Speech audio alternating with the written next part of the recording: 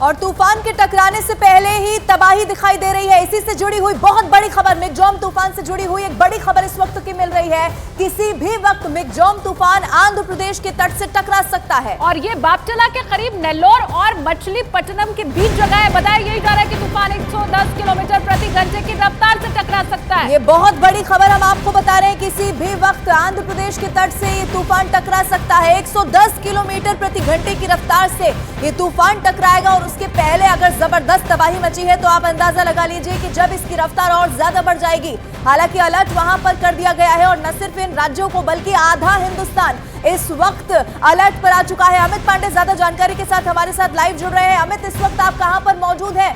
स्थिति बहुत ज्यादा खतरनाक लगातार समय बढ़ते के साथ होती चली जा रही है। क्या इस वक्त आप देख पा रहे हैं वहां पर?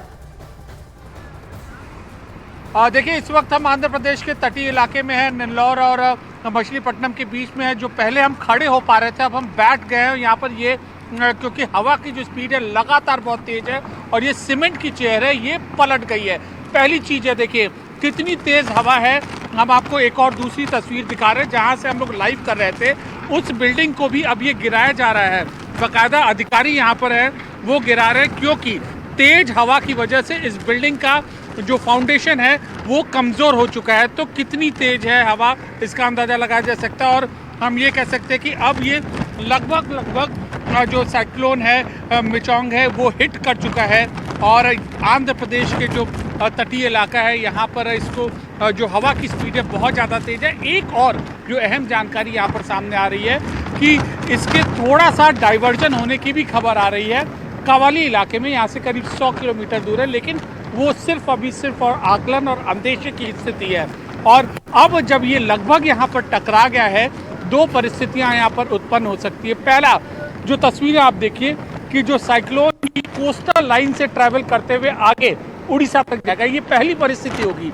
दूसरा होगा कि उनको जो अधिकारियों को, जो तमाम प्रशासन को डर है कहीं जो साइक्लोन है जो इस तट से के जरिए अपना रूट बदलकर कहीं अंदरूनी इलाकों में इस तरीके से न घुस जाए। और अगर ऐसा हुआ तो जाहिर सी बात है कि जो बचाव राहत की जो एजेंसियां हैं इनका काम बहुत ज्यादा बढ़ जाएगा और शायद हमें भी अपने लाइव की लोकेशन है। बिल्कुल वो तस्वीर आप देख भी पा रहे हैं अमित, कैसे आपने दिखाया कि जो सीमेंट का बेंच है वो तक गिर गया। देखिए, बंगाल की खाड़ी से उठे मिगजॉम तूफान ने तबाही मचानी अब शुरू कर दी है। चेन्नई और आंध्र प्रदेश के कई शहरों की तस्वीरें हम आपको दिखाने जा रहे हैं जहां तेज हवाओं ने लोगों का रास्ता तक यहां पर रोक कर रख दिया है। ये 6 तस्वीरें आपके सामने। बारिश के बाद कई इलाके जलमग्न हो गए हैं, समंदर में लहरों ने जोर पकड़ा हुआ है। आप देखिए कैसे अलग अलग इलाकों में चारों तरफ सिर्फ पानी पानी दिखाई दे रहा है और ये कैसे तूफान ने तबाही मचाई है। और लोगों से तट के नजदीक नहीं जाने की अपील की गई है, हिदायत भी लगातार दी जा रही है। आलम अब ये हो चुका है कि लोग घरों में रहने को मजबूर हो चुके हैं,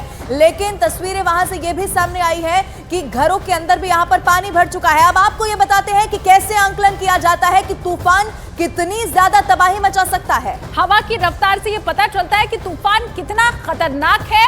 हवा की रफ्तार अभी जब ये तूफान तट से टकराया तो उस वक्त 111 किलोमीटर प्रति घंटे की बताई जा रही थी। अब ये कम, मध्यम, ज्यादा, बहुत ज्यादा और विनाशकारी ये जो तूफान आते हैं इनकी स्पीड आप देख सकते हैं। यानी कि कम को कैसे आंका जाता है? 119 से अगर 153 किलोमीटर प्रति घंटे की रफ्तार है तो माना जाता है कि उसकी रफ्तार उतनी ज्यादा नहीं होगी, यानी कि इसे कम की श्रेणी में रखा जाता है। 154 से 177 किलोमीटर प्रति घंटे की रफ्तार से हवा चल रही है तो ये मध्यम की श्रेणी में आएगा। 178 से 210 किलोमीटर प्रति घंटे की रफ्तार से अगर हवा चल रही है तो फिर वो ज्यादा की श्रेणी में, और बहुत ज्यादा की श्रेणी में होता है 211 से 250 किलोमीटर प्रति घंटे की रफ्तार से हवा का चलना। और विनाशकारी यानी कि सब कुछ तहस नहस बर्बाद कौन से में होता है ये भी आप देखिए। 250 किलोमीटर प्रति घंटे से ज्यादा जब रफ्तार हो जाती है तो फिर विनाशकारी तूफान इसे कहा जाता है। एक और बड़ी खबर मिल रही है, वो आपको बता दें। चेन्नई से ये बड़ी खबर है, मिगजॉम तूफान के बीच चेन्नई एयरपोर्ट को पूरी तरह से अब खोल दिया गया है।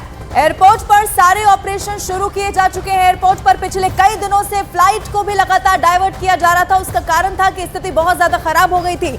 लगातार तूफान की वजह से बारिश आ रही थी, पानी भर चुका था, लेकिन अब अच्छी खबर वहां से निकलकर सामने आई है कि सब कुछ एक बार फिर से पहले की तरह वहां पर सुचारू रूप से चलता हुआ दिखाई दे रहा है। तो चेन्नई एयरपोर्ट पर जहां रनवे तक पर पानी पहुंच चुका था, पूरी तरह से जो वहां पर परिवहन था वो बंद कर दिया गया था, फ्लाइट्स को रोक दिया गया था। अब बड़ी जानकारी यह है कि चेन्नई एयरपोर्ट एक बार फिर से शुरू कर दिया गया है। उड़ानें अब बहुत जल्द वहां पर शुरू हो जाएंगी, सारे ऑपरेशन शुरू हो जाएंगे एयरपोर्ट के ऊपर।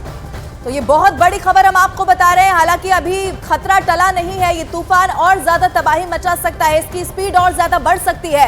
लेकिन जो तस्वीरें पहले एयरपोर्ट से भयानक तस्वीरें सामने आई थी, उसके बाद राहत की खबर ये है कि अब यहां पर एयरपोर्ट पर सब कुछ यहां पर चलना